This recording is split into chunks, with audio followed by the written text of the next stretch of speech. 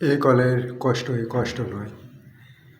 আমাদের মৃত্যুর পরে যে জীবনটা শুরু হবে, ভয়াবহ কষ্ট।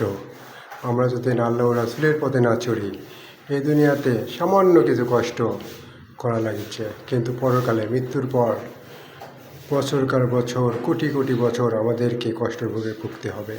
যদি আমরা আল্লাহ ও রাসূলের পথে না চলি, তাহলে আমাদেরকে অনেকটা কষ্ট করতে হবে, যার কষ্টর কোনো শেষ নেই, সীমারেখা নেই। তাই আসুন, যেখানে থাকি, আমরা যারা এখনও নামাজ পড়ি না, আসুন আমরা নিয়ত করি, আমরা নামাজটা কায়েম করি।